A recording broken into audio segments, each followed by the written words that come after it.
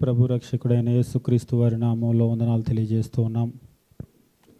మనము సంఖ్యను గురించి మాట్లాడుతూ ఉన్నాం. సంఖ్య అంటే ఏదో లోకంలో ఉండేటువంటి ఆస్తిపాస్తులను గురించినటువంటి మ్యాథమెటిక్స్ కాదు. ఇల్లు ఎన్ని ఉన్నాయి, స్థలాలు ఎన్ని ఉన్నాయి, ఈ ఏరియాలో ఒక స్క్వేర్ ఫీట్ ఎంత ఉంటుంది, లేకపోతే వెండి ఎంత ఉంది, తులం ఎంత ఉంది, గ్రామ్ ఎంత ఉంది, ఈ మ్యాథమెటిక్స్ కాదు. ఏ సంఖ్య అంటే ఆత్మలు అనేటువంటి ఆ సంఖ్యను గురించి మనం మాట్లాడుతూ ఉన్నాం. దేవుడు ఆత్మల యొడల చాలా అక్కర కలిగి ఉన్నాడు. ఆ సంఖ్య యొడల ఆయన చాలా అక్కర కలిగి ఉన్నాడు. అయితే హఠాత్తుగా ఏదో క్రొత్త నిబంధనకు వచ్చిన తర్వాత కాదు, మనం పాత నిబంధన నుంచి చూసేటప్పుడు తన ప్రజలను ఆయన లెక్కించమని చెప్పడం ద్వారా దాన్ని చూస్తూ ఉన్నాం. అబ్రహాముతో మాట్లాడేటప్పుడు కూడా భూమి యొక్క సమస్త వంశములు అని ప్రతి జనాంగంలో ఉండేటువంటి మనుషుల గురించి ఆయన స్పెసిఫిక్గా మాట్లాడటాన్ని మనం చూస్తూ ఉన్నాం. అంతేకాదు ఇజ్రాయేలీలు మాత్రమే దేవుని ప్రజలేమో అని అనుకుంటారు, కానీ దేవుడు అన్యుల యొడల కూడా అక్కర కలిగి ఉన్నాడు. నా ప్రజలు కాని వారికి నా ప్రజలను నేను పేరు పెడతాను అని ఆయన ఆలోచన పాత నిబంధనలోనే చెప్పాడు. భూమి మీదకి ఇక క్రీస్తు ప్రభు వచ్చిన తర్వాత కూడా ఇజ్రాయేలీల్లో నశించిన గొర్రెల యొద్దకే అని ఆయన చెప్పినప్పటికీ కూడా క్రీస్తు కూడా అన్యుల యొడల చాలా అక్కర కలిగి ఉన్నాడు. అన్యులకి ఆయన స్వస్థపరచడం కానీ, సమరస్త్రీతో మాట్లాడటం కానీ, ఊరి వాళ్ళందరూ కూడా వచ్చేటప్పుడు ఇదిగో కోతకు వచ్చేసిందని ఆయన చెప్పటం కానీ, ఇదంతా మనం చూసేటప్పుడు క్రీస్తు ప్రభు కూడా ఆయన చాలా అక్కర కలిగి ఉన్నాడు. ఇక క్రీస్తు ప్రభు ఆయన వెళ్ళేటప్పుడు ఇచ్చినటువంటి అంటే గ్రేట్ కమిషన్ అని చెప్పేసి మనం అంటూ ఉంటాం కదా. ఇక ఈ గ్రేట్ కమిషన్ అనేటువంటిది దేని గురించి అనేటువంటి మాటను కనుక మనం గమనించినట్లయితే ఇదంతా కూడా సంఖ్యను గురించే. దానికి ముందుగా క్రీస్తు ప్రభు ఒక విషయాన్ని నేర్పించేటప్పుడు సంఖ్య అనేటువంటిది ఎంత ఇంపార్టెంట్ దేవునికి అని దానికంటే బాగా ఇంకెక్కడ చెప్పలేదేమో. సంఖ్య దేవునికి చాలా ఇంపార్టెంట్ అని ఆయన ఒక ఉపమానం చెప్పేటప్పుడు దానిలో చెప్పిన దానికంటే బైబిల్లో మరెక్కడా కూడా సంఖ్య అంత ఇంపార్టెంట్ అనేటువంటిది చెప్పలేదేమో. అంత బాగా చెప్పినటువంటి ఆ ఉపమానం ఏంటని మనం చెప్పగలం? తలాంతులు. ఇంకా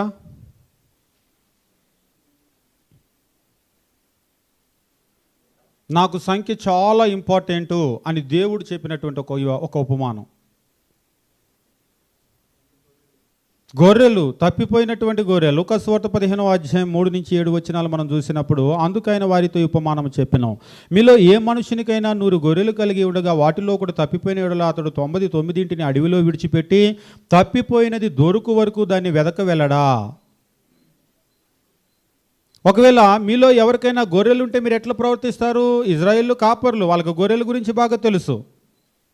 గొర్రెల్ని వాళ్ళు లెక్క పెట్టుకుంటూ ఉంటారు. నేను కొంతకాలం క్రితము, ఈ రోజుల్లో అంటే తగ్గిపోయినాయి కానీ ఒకప్పుడు బ్రిటన్లో కూడా బాగా గొర్రెలను, బ్రిటన్లో చాలా దేశాల్లో గొర్రెలు బాగా పెంచేవాళ్ళు. ఆ దేశాన్ని చూసేటప్పుడు అందులో ఒక ఊరు అచ్చంగా అది ఆ గొర్రెలు బొచ్చు ఉంటుంది కదా, గొర్రె బొచ్చు, వాటి ద్వారా ఆ ఉన్ని ద్వారా కట్టినటువంటి టౌనే, చాలా పెద్ద టౌన్ అది. ఆ రోజుల్లో దాని మీద ఆస్తులు సంపాదించారు వాళ్ళు. ఇప్పుడు అవన్నీ తగ్గిపోయేదంతా కూడా కాలక్రమేణా అదంతా మరుగైపోయింది. ఆ ఊరిని గురించి చూపించేటప్పుడు ఒక చిన్న, ఇదిగో ఇంతే ఉంటుంది, ఒక చిన్న రోడ్డు. ఈ రోడ్లో ఎవరు పడతారు అని చెప్పేసి అనుకుంటూ ఉంటే ఆయన చెప్తూ ఉన్నాడు, ఈ రోడ్లో మందల్ని బయటికి తోలుకొని వెళ్ళి మళ్ళీ ఈ రోడ్లో నుంచి లోపలికి తెచ్చేవాళ్ళట. ఎందుకంత చిన్న సందు ఎందుకు అని చెప్పేసి అంటే ఆ కాపరి చివరి నించొని బయటకు తీసుకొని వెళ్ళేటప్పుడు లెక్క పెట్టేవాడట. మళ్ళీ లోపలికి వచ్చేటప్పుడు చిన్న దారి కదా, 1, 2, 3 రాగలవు, అంతకంటే మందలు రాలేవు. అంటే ప్రతిరోజు కూడా కాపర్లు అంటే పెద్ద మ్యాథమెటిషియన్స్ ఏం కాదు, వాళ్ళు లెక్కలు తెలిసిన వాళ్ళు కాదు. కానీ బయటకు వెళ్ళేటప్పుడు ఎన్ని ఉన్నాయి, లోపలికి వచ్చేటప్పుడు ఎన్ని ఉన్నాయి, ప్రతి ఒక్కటి కూడా వాళ్ళకి ఇంపార్టెంటే. ఇప్పుడు క్రీస్తు ప్రభు దీన్ని దేని గురించి మాట్లాడుతూ ఉన్నాడంటే అటువలే అని చెప్పేస్తూ అంటూ ఉన్నాడు. దొరక వెళ్ళడా, అది దొరికినప్పుడు సంతోషించి దాన్ని భుజముల మీద వేసుకుని ఇంటికి వచ్చి తన స్నేహితులతో పొరుగు వారిని పిలిచి మీరు నాతో కూడా సంతోషించండి, తప్పిపోయిన నా గొర్రె దొరికిందని వారితో చెప్పును కదా. అటువలే మారు మనస్సు అక్కరలేని 99 మంది నీతిమంతుల విషయమై కలుగు సంతోషము కంటే మారు మనస్సు పొందు ఒక్క పాపి విషయమై పరలోకమందు ఎక్కువ సంతోషం కలుగును. మారు మనస్సు పొందు ఒక్క పాపి విషయమై అంటే ఒక్కొక్కసారి సింగిల్ నెంబర్ ఇంపార్టెంట్ కాదేమో అని అనుకుంటూ ఉంటాం. కానీ దేవుని విషయంలో సింగిల్ డిజిట్ అంటే 9 వరకు వస్తుంది. ఇంకా చెప్పాలంటే 1 అనేటువంటి సింగిల్ సోల్ కూడా ఆయనకి చాలా ఇంపార్టెంట్. ఎంత ఇంపార్టెంట్ అంటే, ఉదాహరణకి ఒక రూపాయి ఇస్తే రూపాయి మీకు ఎంత సంతోషం కలగజేయగలదంటే, ఈరోజు పిల్లలు కూడా రూపాయి బిళ్ళ అలా పడేస్తున్నారు, అంతే కదా. రూపాయి వాళ్ళకి పెద్ద విషయమేమి కాదు.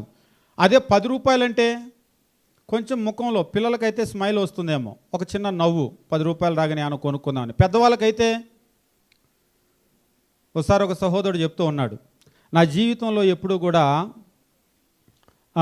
వాళ్ళ ఇంట్లో ఒక బంధువు అనమాట, పెద్ద ఆయన, వీళ్ళు కొంచెం ఆర్థికంగా లేని వాళ్ళు, ఎప్పుడు కూడా మా తండ్రి లేకపోయినా కానీ రూపాయి ఇచ్చినటువంటి వాడు కాదు ఆయన, పెద్ద దిక్కే కానీ కుటుంబానికి.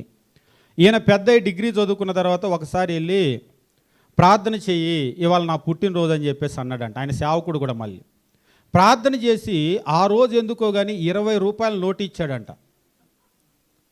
డిగ్రీ చదివే అబ్బాయికి. ఆశ్చర్యం వేసింది, చిన్నప్పటి నుంచి రూపాయి కూడా ఇవ్వలేదు, ఏంటి హఠాత్తుగా 20 రూపాయలని. పెద్దనాయన ఏంటిది అన్నాడట. నీకే అన్నాడంట. ఏం చేసుకునేది అన్నాడంట. ఏదైనా కొను, టిఫిన్ కొను, బట్టలు కొను, ఏదైనా కొను ఆయన, నీ ఇష్టం అంటున్నాడంట. ఈ లోపాల ఇంట్లో ఆవిడ వచ్చిందట, 20 రూపాయలకి ఏమన్నా నువ్వు చెప్పేదానికి అర్థం ఉందా, 20 రూపాయలకి దానికని. అంతే కదా. ఇప్పుడు అదే 20 రూపాయలు చిన్నపిల్లలకి ఇస్తే సంతోషం ఉంటుంది, కానీ పెద్దవాళ్ళకి, రోజు మనం ఉన్నాం అనుకోండి, 100, 1000, 1,00,000 ఏమి ఇచ్చినా కానీ అంకె పెరిగిన సంతోషం ఏం పెరగదు.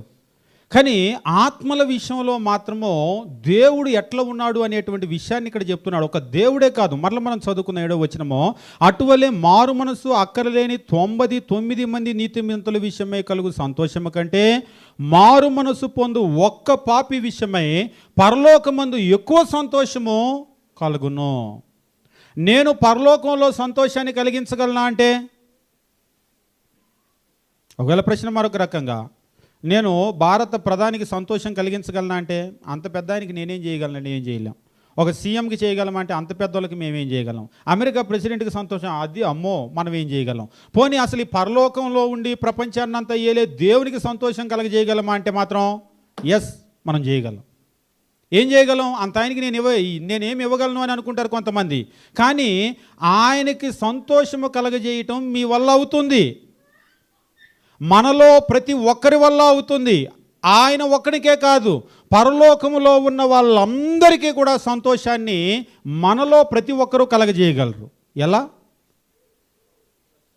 ఎక్కడ చెప్తూ ఉన్నాడు, ఎలా అనేటువంటి విషయమో, మారు మనస్సు అక్కరలేని 99 మంది నీతిమంతుల విషయమై కలుగు సంతోషము కంటే మారు మనస్సు పొందే ఒక్క పాపి విషయమై పరలోకమందు ఎక్కువ సంతోషం కలుగును.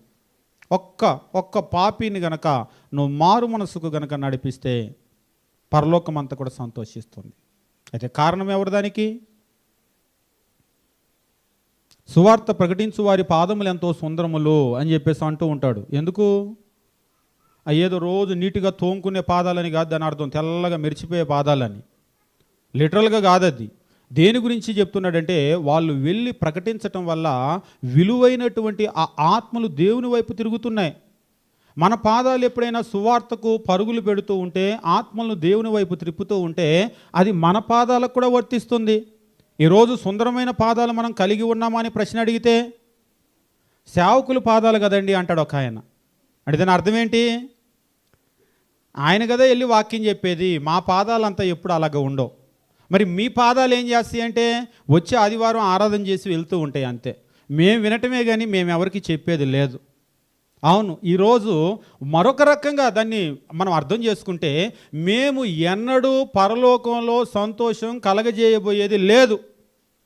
అదే కదా దాని అర్థం. మేము ఎవరికి ఎప్పుడు చెప్పేది లేదు, ఎవరిని ఎప్పుడు త్రిప్పేది లేదంటే, నువ్వు ఎప్పుడు దేవునికి సంతోషం కలగజేయబోయేది లేదు. అటువంటి జీవితాలేనా మనం కోరుకునేది? ఒక్కోసారి పిల్లలు మాట్లాడుతూ ఉంటారు, మా అమ్మ నాన్న ఇంత కష్టపడ్డారు, మమ్మల్ని ఇంత వాళ్ళని చేశారు, వాళ్ళ సంతోషం నేను కళ్ళ చూడాలి అని కొంతమంది పిల్లలు మాట్లాడతారు. వాళ్ళ కొరకు నేను ఏదైనా చేయాలని. అమ్మ నాన్న మనల్ని కన్నారు, మనల్ని పెంచారు, మనల్ని ఇంత చేశారనే వాళ్ళ సంతోషం కలజోడాలనుకుంటున్నామే. మరి పరలోకంలో ఉన్నటువంటి మన దేవుడు ఏదో ఒకరోజు మన అమ్మ నాన్న వదిలిపెడతారు, వాళ్ళకు వృద్ధాప్యం వచ్చి చనిపోయినప్పుడు. కానీ మన దేవుడు మనం పుట్టిన దగ్గర నుంచి చచ్చే వరకు మనల్ని ఎన్నడూ చేయి విడిచిపెట్టాడు. ఈరోజు మనం ఏం పొందామన్నా కానీ మన దేవుడు ఇచ్చింది ఆయన కృపే. ఆయన సంతోషాన్ని నేను కళ్ళజూడాలని ఎంతమంది క్రైస్తవులు అనుకుంటున్నాము ఎప్పుడైనా? నిజంగా ఆ స్పృహ కనుక మనలో ఉన్నట్లయితే, ఆ తాపత్రయం లేదు, నా దేవునికి ఏది సంతోషమో, ఏది సంతోషం అంటే ఒక్క ఆత్మ మారు మనసు పొందితే ఆయనకే కాదు పరలోకములో ఉన్నటువంటి వారు అందరూ సంతోషిస్తారు. అయితే నేను అది చేయాలి, ఆ సంతోషం నేను చూడాలి అని తాపత్రయపడేటువంటి వాళ్ళు ఉన్నారు. కాబట్టి దేవుడు సంఖ్యను గురించి ఆయన చాలా స్పష్టంగా మాట్లాడుతున్నాడు, చాలా అక్కర కలిగి ఉన్నాడు. ఒక్క ఆత్మ దేవుని వైపు తిరిగినా కానీ ఆయన చాలా సంతోషిస్తాడు. అంటే దేవుని సంతోష పెట్టడం మన వల్ల అవుతుందా అంటే ఎవరో సేవకుల వల్లే కాదు, ప్రతి ఒక్కరి వల్ల కూడా అవుతుంది. సరే, ప్రశ్న మరొక రకంగా అడుగుదాం. మీ జీవితంలో మీరు ఎప్పుడైనా దేవుని సంతోష పెట్టారా ఇంతవరకు? అంటే ప్రశ్న ఏంటంటే, మీరు ఎప్పుడైనా ఆత్మల్ని దేవుని వైపు తిప్పారా, మారు మనసుకు నడిపించారా అని దాని అర్థం. మీరు ఎప్పుడైనా దేవుని సంతోష పెట్టారా? పోనీ పెట్టాలన్నటువంటి ఆలోచన అయినా ఉందా? కొంతమంది ట్రై చేస్తారు, ఒకవేళ వాళ్ళు సక్సెసా లేకపోతే ఫెయిలా తరువాత, కానీ వాళ్ళు ట్రై చేస్తారు. కానీ కొంతమందికి ట్రై చేయాలని కూడా ఉండదు. అసలు వాక్యం ప్రకటించడం మన పని కాదేమో అని అనుకుంటారు. కానీ మనం వాక్యం ప్రకటించడం ప్రతి ఒక్కరి పని. మరొకసారి మనం ముందుకు వెళ్దాం. వెళ్ళి మత్తయి సువార్త 28వ అధ్యాయము 18 నుంచి 20 వచనాలు కనుక మనం గమనించినట్లయితే, గ్రేట్ కమిషన్ అని చెప్పేసి మనం అంటూ ఉంటాం కదా. మత్తయి 28, 18 నుంచి 20 వచనాలు, మార్కు సువార్త 16వ అధ్యాయము 15, 16 వచనాలు, లూకా సువార్త 24వ అధ్యాయం 45 నుంచి 48 వచనాలు. వీటిని కనుక మనం గమనించినట్లయితే వీటన్నింటిలో కూడా చెప్పబడేటువంటి సందేశం ఏమిటి అంటే, పరలోకమందును భూమి మీదను నాకు సర్వాధికారం ఇవ్వబడి ఉన్నది, కాబట్టి మీరు వెళ్ళి ఏం చేయాలి? వెళ్ళి సమస్త జనులను శిష్యులుగా చేయండి, తండ్రి యొక్క, కుమారుని యొక్క, పరిశుద్ధాత్మ యొక్క నామంలోనికి వారికి బాప్తిసం ఇవ్వండి. నేను మీకు ఏ ఏ సంగతులు ఆజ్ఞాపించుతున్నో వాటిని అన్నిటినీ గైకొనాలని వారికి బోధించండి. మరొక రకంగా దీని కనుక గమనించినట్లయితే, ప్రభు అయినటువంటి యేసు ఆయన ఇచ్చినటువంటి మార్చింగ్ ఆర్డర్స్ అంటే సోల్జర్స్ భాషలో కనుక మాట్లాడితే సోల్జర్స్కి ఆర్డర్ ఇస్తూ ఉంటారు. మార్చ్ అన్నారు అనుకోండి, ఏం చేస్తారు? Left right left right left right అని వాళ్ళు మార్చింగ్ చేస్తూ ఉంటారు. అంతేనా? వాళ్ళకి పైనుంచి ఏ ఆర్డర్ అయితే వస్తుందో నోట్లో నుంచి వచ్చేసరికి వాళ్ళు చేస్తూనే ఉంటారు.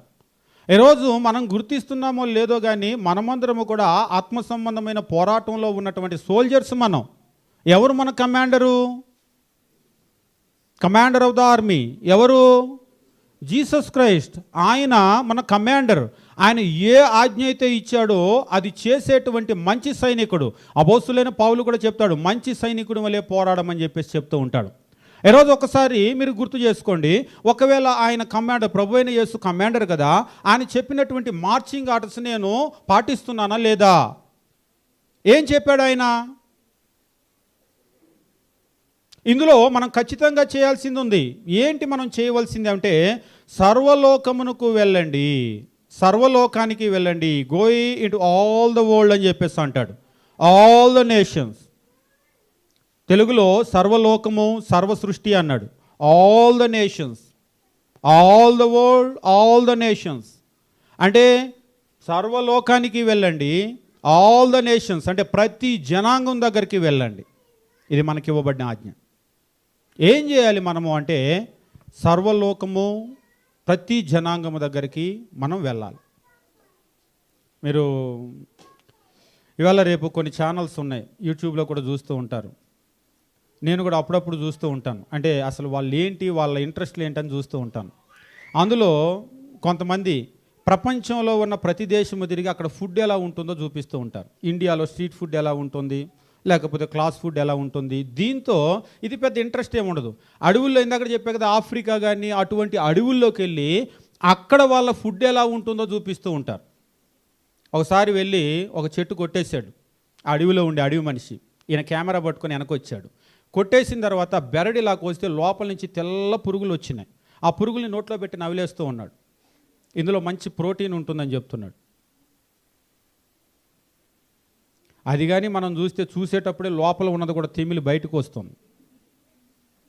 అంతే కదా? ఆ తర్వాత వీళ్ళు ఏం చేశారంటే ఇటువంటి ఆ పురుగులు కొన్ని కుప్ప కుప్ప పట్టుకొని వెళ్ళారు. తర్వాత ఇంకేవేవో ఆకులు పట్టుకొని వెళ్ళారు. ఇవన్నీ తీసుకొని వెళ్ళి వాళ్ళు పైన చెట్ల మీద కట్టుకున్నటువంటి ఒక ఇల్లు, దానిలో ఏం చేశారంటే ఈ ఆకుల్లో పెట్టి పురుగులని ఇలా వేసి, మనకు గనక పిజ్జాలు బర్గర్లు ఉంటాయి కదా, లేయర్లు లేయర్లు వేసి ఇటొక బండ అటొక బండ పెట్టి మంటలో పడేశారు. ఈ పురుగులన్నీ రోస్ట్ అయిపోయి తెల్లగా మెత్తగా ఉన్న పురుగులంతా అందులో కారిపోయి మొత్తం కూడా రోస్ట్ అయిపోయి మన పిజ్జా బర్గర్ లాగా అయిపోయింది. అది తీసుకొని తింటూ ఉన్నారు. అంటే వీళ్ళ ఇంట్రెస్ట్ ఏంటంటే ప్రపంచంలో ఏ జాతులు ఉన్నారు, ఎవరు ఉన్నారు, వాళ్ళ జీవితం ఎట్లా ఉంది, వాళ్ళ తిండి ఎట్లా ఉంది, ఇది గమనిస్తూ ఉన్నారు. అందుకొరకు వాళ్ళు ప్రపంచం అంతా ట్రావెల్ చేస్తూ ఉన్నారు. దాన్ని చూసినప్పుడు నాకు ఒక విషయం ఆలోచనకు వచ్చింది, ఒక రకంగా సిగ్గు కూడా వేసింది. వాళ్ళ తిండి ఎట్లా ఉంది అనే ఆసక్తితో భూమి అంచుల వరకు ఎక్కడెక్కడికో వెళ్తున్నారు కదా, వాళ్ళ ఆత్మ ఎట్లా ఉంది అనేటువంటి ఆసక్తితో ఎప్పుడైనా మనం అక్కడ దాకా వెళ్ళకపోయినా మన పక్క ప్రాంతాలని టచ్ చేసి ఉంటామా? ఎప్పుడైనా అక్కడ దాకా వెళ్ళకపోయినా మన బజారు చివరకో, మన ఊరు చివరకో, మన ప్రాంతంలోనో, లేకపోతే మన చుట్టాలో, బంధువులో, రక్త సంబంధికులు ఎవరినైనా ఏమిటి అని వాళ్ళ ఆత్మను బట్టి మనం టచ్ చేసి ఉంటామా? వాళ్ళ ఆత్మ ఎట్లా ఉందని.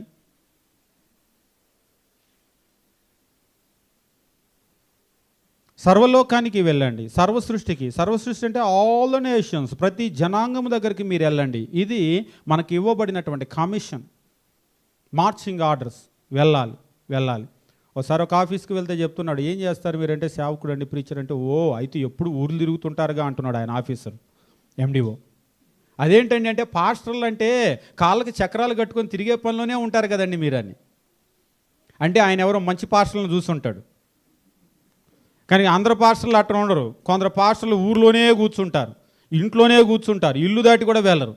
మనం వెళ్తే కదా అందరి దగ్గరికి. ఇప్పుడు క్రీస్తు ప్రభు చెప్పాడు, రండి నేను మిమ్మల్ని మనుషులను పట్టు జాలర్లుగా చేస్తాను అని చెప్పేసి అన్నాడు. మనుషులను పట్టే జాలర్లు అంటే మన పని ఏమిటి అంటే ఒక జాలరీ, అంతే కదా. జాలరీ నీళ్ళ దగ్గరికి వెళ్ళాలా, నీళ్ళే నా ఇంటికి రమ్మనంటే వస్తాయా? నీళ్ళే నా ఇంటికి రమ్మను, నేను గాలం ఏమంటావో వల ఏమంటానో వేస్తానంటే నీళ్ళు నీ దగ్గరకు వస్తాయా? నువ్వేం చేయాలి? నేను ఎందుకు చెప్తున్నానంటే, ఒకసారి ఒక సేవకుని చూశాను. సార్ మీరు ఇంత బాగా వాక్యం చెప్తారు కదా, సంఘం ఏంటి ఇంత కొద్ది మంది ఉన్నారంటే, జనాలు వచ్చి చావట్లా. వస్తే నేను చెప్పడానికి రెడీగానే ఉన్నాను, వాళ్ళు ఎవరు వచ్చి చావట్లా. ఎవరిది లోపం? నేను ఖాళీగానే ఇంట్లో ఉన్నాను, రండి నేను ఎవరికైనా వాక్యం చెప్తానని నేను అందరికీ ఓపెన్ ఇన్విటేషన్ ఇస్తాను. జనాలు ఎవరు వచ్చి చావట్లా, వాళ్ళకి ఆసక్తి లేదు వాక్యం ఆడల. అంటే నేను వల పెట్టుకున్నాను, గాలం పెట్టుకున్నాను, రండి అంటే చేపే ఎగిరి పడాలి ఇందులో, అంతే కదా. అందరికీ ఓపెన్ ఇన్విటేషన్ ఇచ్చాం చేపలన్నిటికి, నా దగ్గర వల ఉంది, గాలం ఉంది, ఎగిరి ఇందులో పడమని. అట్లా వస్తాయా? నువ్వేం చేయాలి పట్టాలనుకుంటే? నువ్వు నీళ్ళ దగ్గరికి వెళ్ళాలి. నీళ్ళు చేపలు నీ దగ్గరికి ఎప్పుడూ రావు. అంటే కొంతమంది అలానే మాట్లాడతారు, వాళ్ళు వస్తే నేను చెప్తాను బ్రదర్, నాకేం అభ్యంతరం లేదు వాక్యం చెప్పడానికి. వాళ్ళు ఎప్పుడూ రారు. ఎవరు వెళ్ళాలి? క్రీస్తు ప్రభు వీళ్ళకి చెప్తున్నాడు, మీరు సర్వలోకానికి వెళ్ళి మీరే వెళ్ళాలి. అందులో చెప్తున్నాడు మీరే వెళ్ళాలి, సర్వలోకానికే కాదు, గో ఆల్ ద నేషన్స్ అని చెప్పేసి అంటున్నాడు. మీరు ప్రతి జనాంగం దగ్గరికి మీరే వెళ్ళాలి. వెళ్ళి ఏం చేయమంటావు అని చెప్పేసి అంటే, ఇందాక చెప్పాను కదా, ప్రతి జనాంగం దగ్గరికి వెళ్ళి వాళ్ళ ఫుడ్ ఏంటో టెస్ట్ చేస్తారు. వాళ్ళు టేస్ట్ చేస్తారు. టెస్ట్ చేయటం మాత్రమే కాదు, టేస్ట్ చేస్తారు. మరి మనం ఏం చేయాలి? ప్రతి జనాంగం దగ్గరికి వెళ్ళి ఏం చేయాలి? కొంతమంది సేవకులు ఉంటారు, టీ ఇస్తే టీ తాగుతారు, కాఫీ ఇస్తే కాఫీ తాగుతారు, టిఫిన్ ఇస్తే టిఫిన్ తింటారు, ఏమి ఇస్తే అది చేస్తారు, ఆ తర్వాత ప్రార్థన చేసి వస్తారు. మంచిదే, ప్రార్థన చేయటం మంచిదే, పప్పలు పెడితే తినటం కూడా మంచిదే. కాకపోతే మనకి దేవుడు చెప్పినటువంటి ఆజ్ఞ ఏమిటి? మీరు సర్వలోకమునకు వెళ్ళి సర్వసృష్టికి సువార్తను ప్రకటించండి. అది చాలా ఇంపార్టెంట్. ఏం చేయాలి అని చెప్పేసి అంటే టీచింగ్, ప్రీచింగ్. మనం చేయాల్సింది ఏంటంటే ప్రకటన. సర్వలోకానికి వెళ్ళి సర్వసృష్టికి సువార్త ప్రకటించండి. మరొక విధంగా చెప్పాలంటే ప్రకటించడానికి వెళ్ళండి, అంతే కదా ఆయన చెప్పింది. టీలు తాగటానికో టిఫిన్లకో పప్పలకో కాదు. ఇవాళ వెళ్ళగానే ఇంటికి మార్తలాగా బ్రదర్ ఉండండి అని చెప్పేసి వెంటనే ఇంట్లోకి వెళ్ళగానే వాళ్ళు కిచెన్లోకి వెళ్తారు. మేము వెళ్ళేదేమో వాళ్ళ కోసం, మేము వెళ్ళగానే వాళ్ళు ఉండరు, వాళ్ళేసి కిచెన్లోకి వెళ్తారు. కిచెన్లోకి వెళ్ళి హడావుడంతా మొదలు పెడతారు. అక్కడే 5 నిమిషాలు 10 నిమిషాలు రండి అంటే అయిపోయింది బ్రదర్ వచ్చేస్తాము. చివరికి అది వచ్చిన తర్వాత ఇంకా వాళ్ళు ఎదురు చూస్తూ ఉంటారు. ఇది తాగేదాకా ఇక ఆగాలి కదా, చల్లబడిపోతుంది తాగండి. ఈ లోపల మాట్లాడదామంటే బ్రదర్ చల్లబడిపోతుంది తాగండి అంటారు. పోనీ అది తాగిన తర్వాత ప్రార్థన చేస్తే మీరు బయలుదేరవచ్చు అన్నట్టు ఎదురు చూస్తూ ఉంటారు. అంతే కదా, ఎల్లగానే టీవీ మ్యూట్లో పెడతారు. చూసే టీవీ. ఇక సేవకుడు వచ్చాడని పరిచర్య చేయాలని ఇదంతా హడావిడి చేశారు. ఇక ఇప్పుడు అయిపోయింది, మీరు కనుక వెళ్ళిపోతే టీవీ మ్యూట్లోంచి తీసుకొని మేము మా పని మేము చేసుకుంటాం అన్నట్లుగా. వాస్తవంగా మీరు గమనించండి, ఆ రోజుల్లో ఉన్న మార్తకి ఈ రోజుల్లో ఉన్నటువంటి మన కుటుంబాల్లో సహోదరులకి తేడా ఏంటి అంటే, మార్త టీవీ చూడలేదు కదా అంటారు. అంటే అప్పట్లో లేదు, ఆమె కూడా పరిచర్యలోనే, ఏదో పని కాదు. క్రీస్తు ప్రభు వచ్చాడు కదా, మరి టిఫిన్ చేయాలో భోజనం చేయాలో పప్పలు చేయాలో ఆమె హడావిడిలో ఆమె ఉంది. అయితే అసలు క్రీస్తు ప్రభు వచ్చింది 120, 320 చాలా ఈజీగా పెరుగుతూ ఉంటుంది. కానీ మన దగ్గర ఏం జరిగిద్దంటే, సేవకుడు వెళ్ళి ఒక్కనే చేస్తాడు 10, 11, 11, 12, 12, 13, 13, 14 అంతేగా మంది పెరిగేది. మొదటి శతాబ్దంలో అలా పెరగలేదు.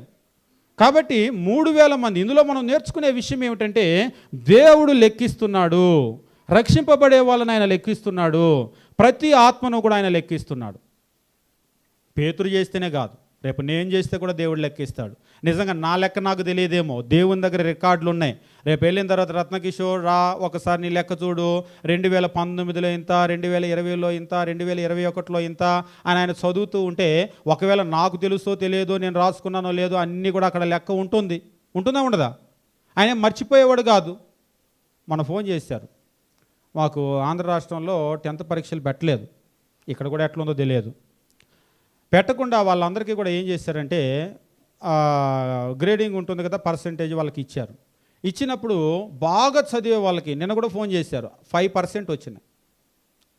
పర్సెంట్ కాదు 5 వచ్చినాయి అనమాట, 5 పాయింట్స్. ఈయన పక్కన ఇంకో స్టూడెంట్ ఉన్నాడు, ఆయనకు అసలు ఏమీ రాదు, ఇంకా చెప్పాలంటే తెలుగు కూడా సరిగ్గా రాదు. ఆయనకి నేర్పాడు, ఆయనకి 7 పాయింట్స్ వచ్చినాయి. నోరు కొట్టుకుంటున్నారు. 7 పాయింట్స్ వచ్చిన ఆయన కూడా నోరు కొట్టుకుంటున్నాడు. నాకు 7 రావటం ఏంటి, నాకు నేర్పిన ఆయనకి 5 రాయటం ఏంటని. ఎట్లా వచ్చినాయి అంతా అంటే వాళ్ళు చెప్తున్నారు, సుమారుగా వేసుకొని వెళ్ళిపోయారంట.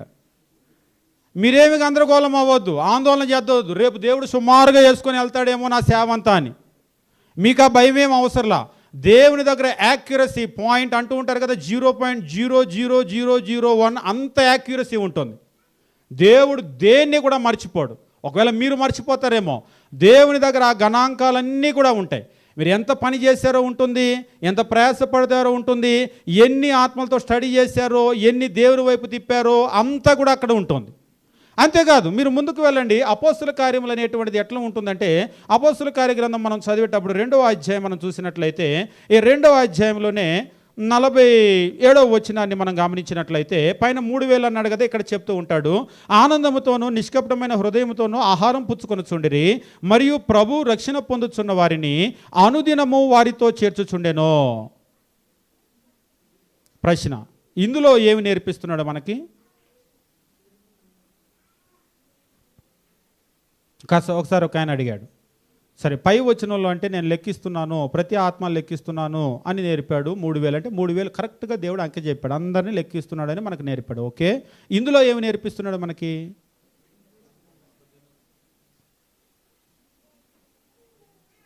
దేవుని దగ్గర ఇయర్లీ కౌంట్ ఉంటుందా, మంత్లీ కౌంట్ ఉంటుందా, వీక్లీ కౌంట్ ఉంటుందా, డైలీ కౌంట్ ఉంటుందా? రాత్రికి నేను ఎంత సేవ చేశానని మనం లెక్క చూసుకుంటామో లేదో పడుకునే ముందు. కానీ దేవుడు ఏం చేస్తున్నాడు? మళ్ళొకసారి 47వ వచనము, ఆనందముతో నిష్కపటమైన హృదయముతో ఆహారం పుచ్చుకొనుచుండిరి, మరియు ప్రభు రక్షణ పొందుచున్న వారిని అనుదినము వారితో చేర్చుచుండెను. రోజు చేరే వాళ్ళ లెక్కంతా కూడా ఆయన చెప్తున్నాడు. అంటే ప్రతిరోజు ఆయన చూస్తూ ఉన్నాడు. ఒక్కొక్కసారి ఏం అడుగుతారంటే, ఈవెన్ స్కూల్స్లో కూడా మంత్లీ టెస్టులు ఉంటాయి, నెలకి నీ ప్రోగ్రెస్ ఏంటి అని చూస్తారు, కానీ డైలీ నీ ప్రోగ్రెస్ ఏంటని ఎక్కడ చూడరు. అది సాధ్యపడదు కూడా. డైలీ ఎగ్జామ్ పెట్టాలంటే అవుతుందా?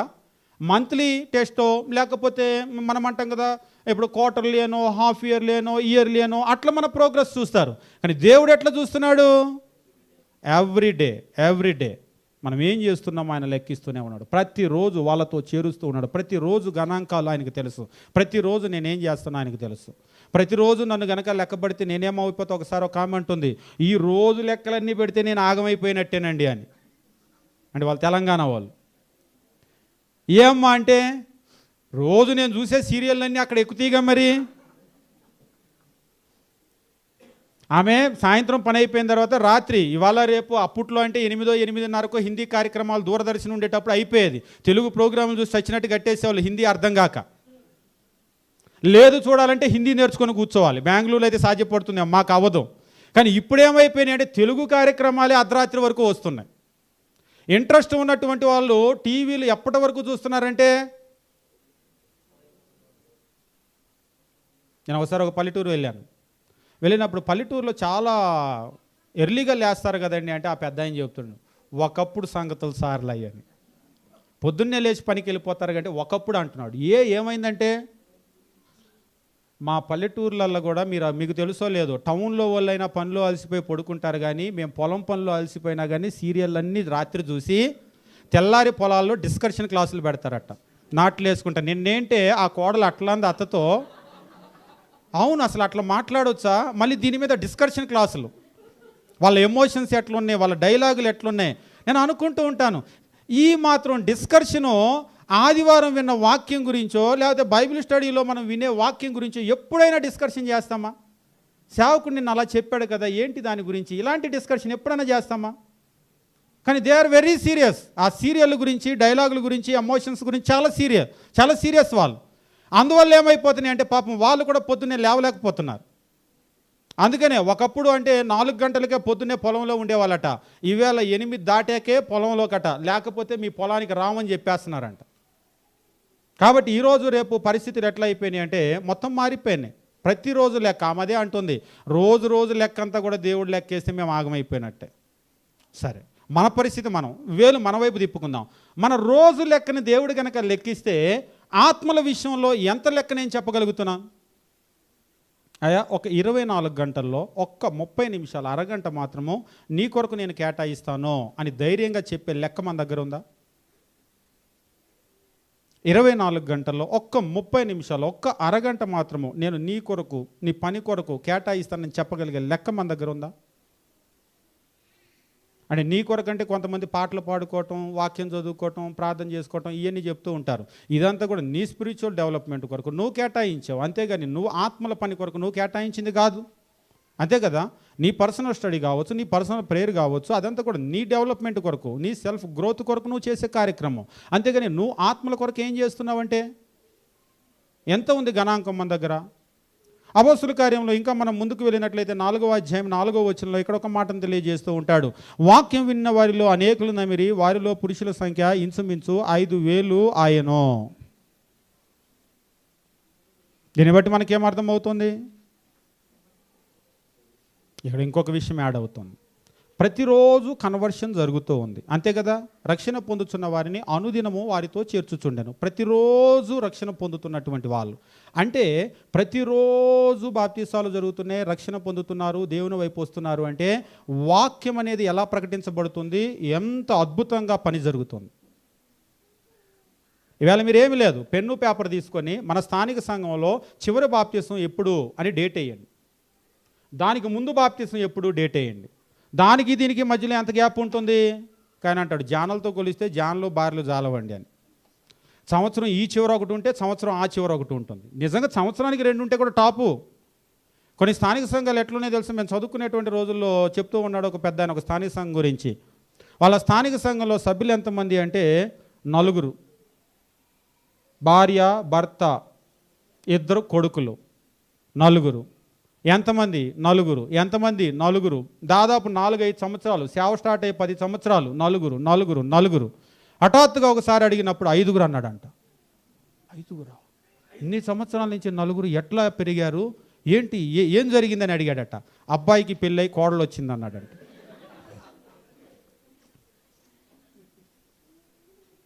అవును, కొన్ని ఇళ్లలో ఎట్లా ఉంటుందంటే ఇక ఇంటికి వచ్చేవాళ్ళు ఇక తప్పక, అది కూడా ఇప్పుడు అంటారు కదా, ఇదంతా కూడా బలవంతమైనటువంటి మార్పిడులు. మా ఇంటికి వచ్చావు, మేము వెళ్ళే ప్రార్థనకి వెళ్ళాల్సిందే.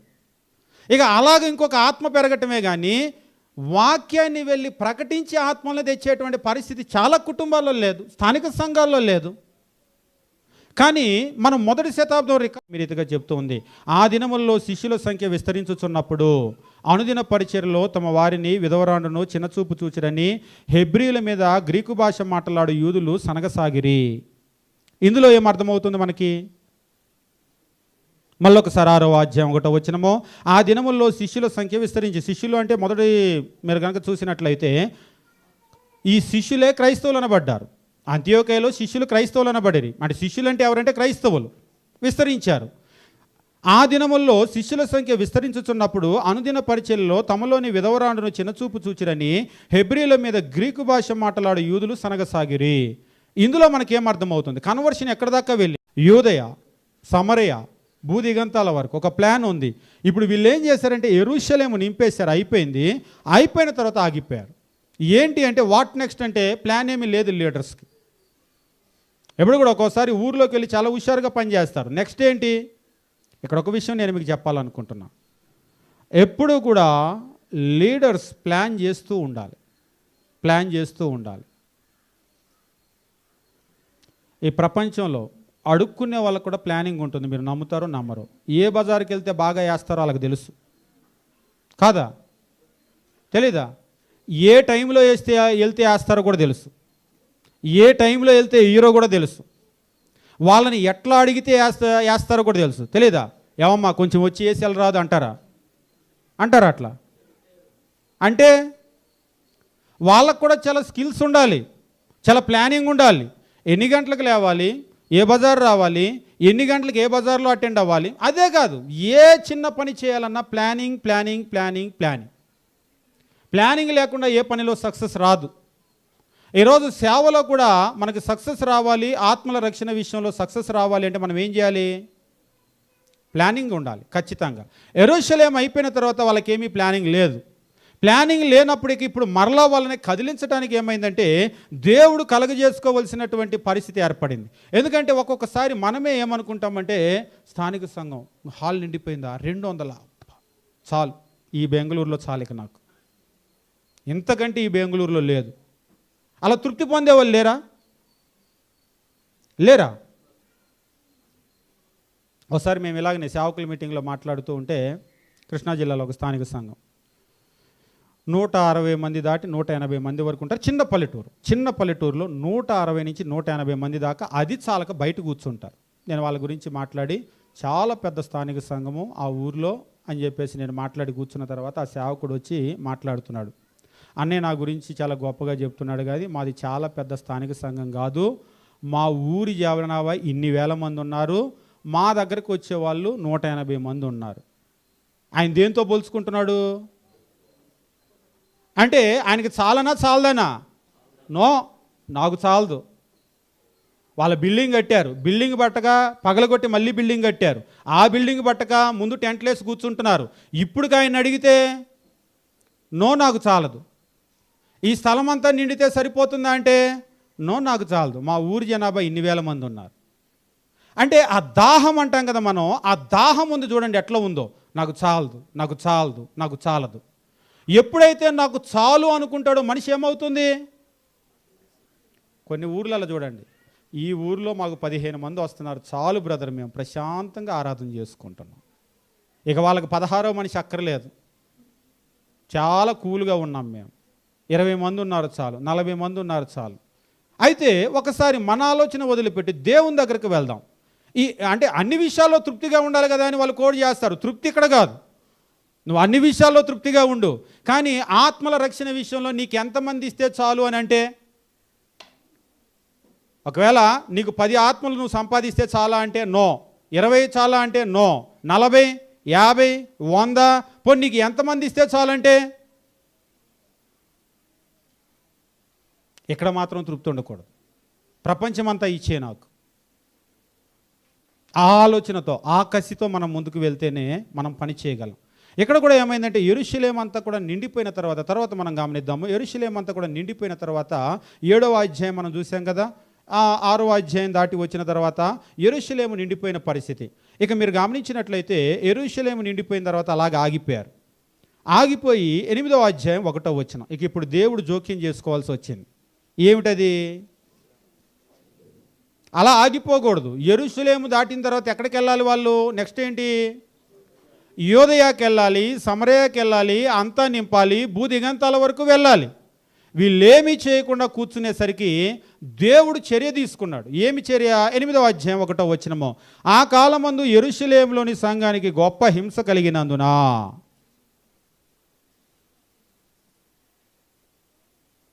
ప్రశ్న, ఎందుకు కలిగింది హింస? అంటే స్టెఫెను కూడా ఆల్రెడీ చంపేశారండి అని పై అధ్యాయాలు చెప్తారు. ఓకే, ఆ వ్యూ కరెక్టే. కానీ దేవుడు ఆపాలంటే ఆపలేడా?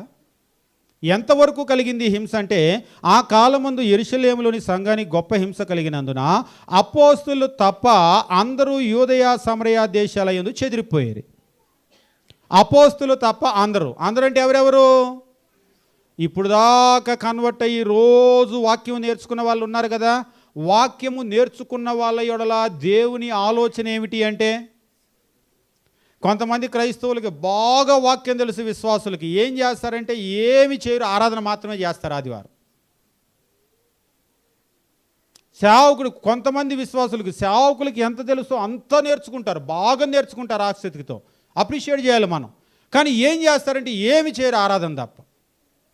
అటువంటి వాళ్ళ యొడల దేవుని కోరిక ఏమిటి అంటే, ప్రతి క్రైస్తవుడు క్రైస్తవురాలు సువార్త ప్రకటించాలి అనేది దేవుని కోరిక.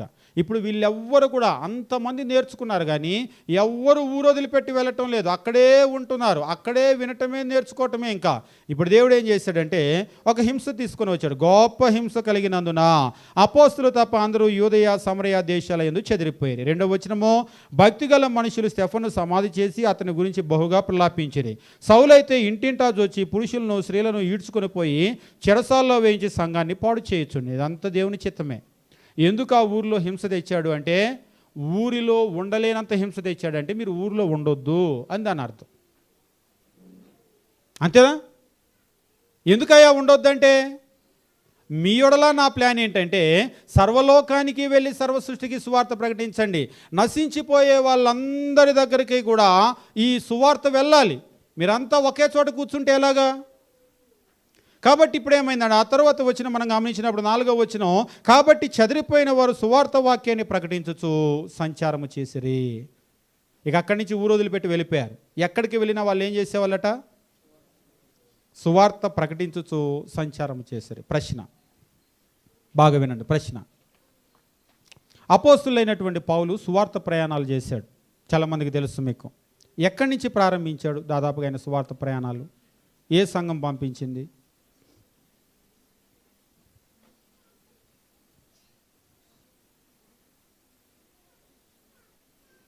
నాకేం చెప్పొద్దు, మీలో మీరే అనుకోండి. ఒక్క నిమిషం. ఏ స్థానిక సంఘం పంపించింది? మొదటి సువార్త ప్రయాణం, రెండో ప్రయాణము, అలా వెళ్ళి వచ్చిన ప్రతిసారి కూడా మరలా వాళ్ళకి అక్కడ రిపోర్ట్ చెప్తూ ఉన్నాడు. ఏ స్థానిక సంఘం? పోనీ అపోస్తుల కార్యములు 13వ అధ్యాయానికి మీరు తిప్పుకోండి. 13వ అధ్యాయాన్ని కనుక మీరు తిప్పుకున్నట్లయితే ఇక్కడ ఒక స్థానిక సంఘాన్ని మీరు చూస్తారు. 13వ అధ్యాయం 1వ వచనం. అంతియోకయలో ఉన్న సంఘము బార్నవ సంఘంలో బార్నబా, నిగెరనబడిన సుమయోను, కురేనీడైన లూకియా, చతుర్థాధిపతిని హేరోదు, కూడా పెంచబడినటువంటి మనయేను, సౌలు అను ప్రవక్తలు బోధకులు ఉండిరి.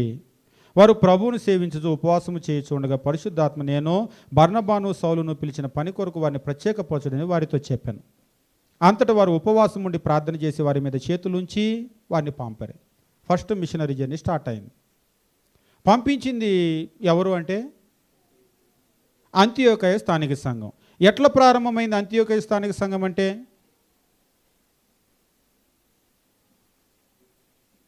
ఎనిమిదవ అధ్యాయానికి మరలా వచ్చేద్దాం. మరలా వచ్చేసి మనం కనుక గమనించినట్లయితే ఇక్కడ 8వ అధ్యాయము 4వ వచనము, కాబట్టి చెదిరిపోయిన వారు సువార్త వాక్యాన్ని ప్రకటిస్తూ సంచారం చేశారు అని చెప్పేసి అంటున్నాడు. వాళ్ళు వెళ్ళిపోయిన వాళ్ళందరూ కూడా ఎక్కడికి వెళ్ళారట? చెదిరిపోయిన వాళ్ళందరూ కూడా, వెళ్ళిపోయిన వాళ్ళందరూ కూడా ఎక్కడెక్కడికో వెళ్ళిపోయారు, ఏదేదో ఊర్లకు వెళ్ళిపోయారు. వెళ్ళిపోయి వెళ్ళిన చోటల్లో సువార్త ప్రకటిస్తున్నారు.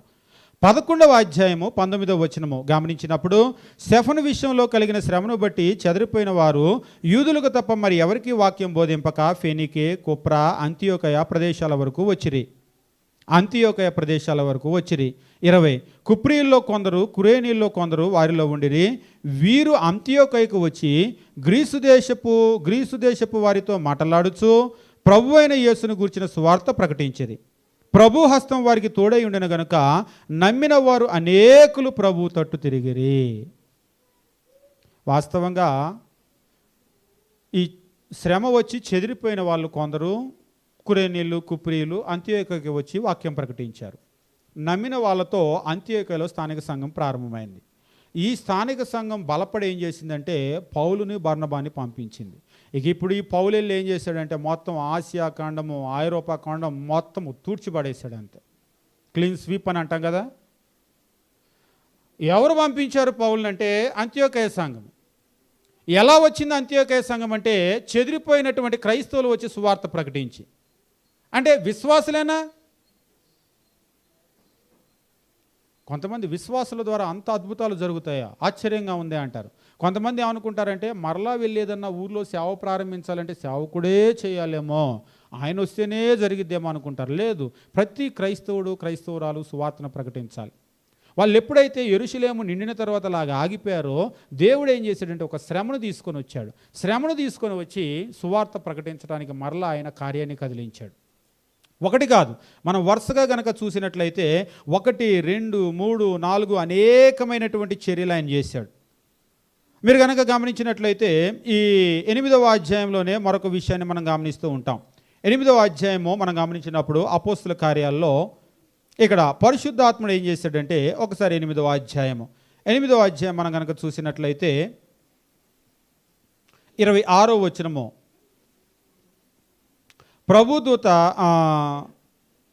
ప్రభుదూత నీవు లేచి దక్షిణంగా వెళ్ళి యెరూషలేము నుంచి గాజాకు పోవు అరణ్య మార్గాన్ని కలుసుకోమని ఫిలిప్పుతో చెప్పగా అతడు లేచి వెళ్ళాను. అప్పుడు ఐథియోపియుల రాణి అయిన కందాకే కింద మంత్రి ఆమె యొక్క ధనాగారం అంతటి మీద ఉన్న ఐథియోపియుడైన నపుంసకుడు ఆరాధించడానికి యెరూషలేముకు వచ్చి ఉండాను. ఎవరిని వెళ్ళమంటున్నాడు అక్కడ? ఫిలిప్పు కూడా ఈయన వెళ్ళి వాక్యం చెప్పలా ఆయనకి. ఎట్లా జరిగిందో చూడండి. ఈయన ఇంట్లోనే ఉన్నాడు, చేప ఎగిరి వస్తే నా దగ్గర పడితే నేను చేస్తాను అన్నట్లుగా. ఇప్పుడు ఏం చేశాడంటే పరిశుద్ధాత్ముడు వచ్చి నువ్వు లే, మరలా మనం చదువుదాం 26వ వచనము, ప్రభుదూత నీవు లేచి అనే పదం రౌండప్ చేసుకోండి. కూర్చుంటే కుదరదు, ఎక్కడ ఉన్నోళ్ళు అక్కడ ఉంటే కుదరదు. ఆత్మలు రావాలి, సువార్త పని జరగాలి అంటే లేవాల్సిందే, కదలాల్సిందే. తెలుగులో చెప్తారు కదా, కదలాల్సిందే. కదిలితేనే పని అవుతుంది. ఇప్పుడు ఈయన లేచి ఏం చేయాలి? మరలా రూట్ మ్యాప్ ఇచ్చాడు. ఏమిచ్చాడంటే నువ్వు లేచి దక్షిణంగా వెళ్ళి యెరూషలేము నుంచి గాజాకు పోయే అరణ్య మార్గాన్ని కలుసుకో. తీరా అక్కడికి వెళ్ళేసరికి పరిగెత్తుకుంటా వెళ్తే ఎవరిని కలుసుకున్నాడు? ఒక రథం. అందులో ఎంతమంది ఉన్నారు? ఈయన కొరక నన్ను లేచి ఇంత పరిగెత్తించి ఇంత ఆయాసపరిచావు, 100 మంది మీటింగ్ అంటే నేను వచ్చినా బాగుండేది, ఏంటిది ఇది అన్నాడా? ఏమిటి అంటే దేవునికి ఒక ప్లాన్ ఉంది. ఈయన ఎక్కడి నుంచి వచ్చాడు? ఐథియోపియా, ఆఫ్రికా ఖండము. ఇప్పుడు ఈయన వాక్యం చెప్పాడు, వెళ్ళే దారిలో ఇదిగో నీళ్ళు ఆపే రథం, నాకు బాప్తీసం ఇవ్వడానికి ఆటంకం ఏంటన్నాడు. బాప్తీసం పొంది ఆయన ఐథియోపియా అంటే ఆఫ్రికాకు వెళ్ళిపోయింది సువార్త. ఆయన లేచి కలుసుకుంది ఒక్కళ్ళనే, ఆయన మార్చింది కూడా ఒక్కళ్ళనే. కానీ ఇప్పుడు ఎక్కడికి వెళ్ళిపోయింది సువార్త? ఫిలిప్పు వెళ్ళలేదు, కానీ సువార్త వెళ్ళిపోయింది. కాబట్టి సువార్త వ్యాప్తి జరగటానికి దేవుడే చర్య తీసుకోవాల్సి వచ్చింది. ఈరోజు కూడా మనం కూర్చుంటే మనల్ని ఆయనే లేపాలి. ఈయన లే అనగానే లేచాడు కాబట్టి సరిపోయింది. లే అంటే లేవకుండా ఉంటే ఇవాళ కొంతమందిని ఎంత లే అన్నా లేవరు. మీటింగ్కి వెళ్తాం రండి, లేదు బ్రదర్ అది ఉంది ఇది ఉంది, అక్కడికి వెళ్దాం ఇక్కడికి వెళ్దాం, ఏం చెప్పినా కానీ అది ఉంది ఇది ఉంది, రారు. దేవుడే వాళ్ళని లేపాలి. 8వ అధ్యాయం 1వ వచనం, గొప్ప హింస కలగజేసి అందరిని లేపాడు. అప్పుడు లేచి వెళ్ళిపోయారు. అప్పుడు దాకా ఇల్లు వదిలిపెట్టడం, ఊరు వదిలిపెట్టడం అన్నోళ్ళందరూ కూడా అప్పుడు వదిలిపెట్టి వెళ్ళిపోయారు. ఇక ఇప్పుడు సొంత ఇల్లు గుర్తు రాలేదు, ఆస్తులు గుర్తు రాలేదు, ప్రాణం దక్కితే చాలని వెళ్ళిపోయారు. కాబట్టి మనం ఏం చేయాలంటే దేవుడు ఏంటి, దేవుని కోణం ఏంటి, నా నుంచి ఆయన ఏం ఎదురు చూస్తున్నాడు అనేటువంటిది మనం ఆలోచన చేయాలి. మొదటిది ఆయన ఏం చేశాడంటే గొప్ప హింస కలగజేశాడు, మొత్తం చెదిరిపోయారు. 2 అంటే 8వ అధ్యాయములు ఫస్ట్ పార్ట్లో చూస్తే మొత్తం చెదిరిపోయారు. 2వ పార్ట్లో చూస్తే ఫిలిప్పును లేపి పంపించాడు, దాని ద్వారా ఆఫ్రికా ఖండానికి సువార్త వెళ్ళింది. 9వ అధ్యాయం మీరు గమనించినప్పుడు మళ్ళీ ఒక మనిషిని లేపాడు. ఎవరైనా ఈసారి సౌలు అనేటువంటి వ్యక్తి ఆయన దమస్కుకు వెళ్తూ ఉన్నాడు. వాస్తవంగా ఆయన సువార్తను మొత్తాన్ని కూడా తీసివేయాలని వెళ్తూ ఉన్నాడు. కానీ ఏం చేశాడు ఈసారి ఆయన్ని తన వైపు తిప్పేసుకున్నాడు. ఇప్పుడు ఆయన్ని తిప్పడం వాస్తవంగా మీరు గమనించండి, హింస వచ్చి వాళ్ళందరూ వెళ్ళిపోయారు అంటే వాళ్ళు వెళ్ళిపోలేదు, దేవుడు కదిలించాడు. ఫిలిప్పు లేచెల్లి ఐథియోపియా మంత్రికి వాక్యం చెప్పాడంటే ఆయనగా వెళ్ళలేదు, మరల దేవుడే కదిలించాడు. ఇక్కడ కూడా మీరు గమనించినప్పుడు అపోస్తులైనటువంటి పౌలు ఉన్నాడు కదా, ఆయన కన్వర్షన్లో కూడా పూర్తి క్రెడిట్ ఎవరిది అంటే మరల దేవునిదే. అంటే దేవుడు ఏమి ఎదురు చూస్తున్నాడు అంటే ఆయనకి సంఖ్య పెరగాలి. కానీ మీరేం కూర్చున్నారు? అప్పుడు దేవుడు ఏం చేయాల్సి వచ్చింది? ఆయనకి సంఖ్య కావాలి, అందుకొరకు ఆయనే పూనుకోవాల్సి వచ్చింది. ఈరోజు మనకు అర్థమవుతుందా? మన దేవునికి ఏం కావాలి?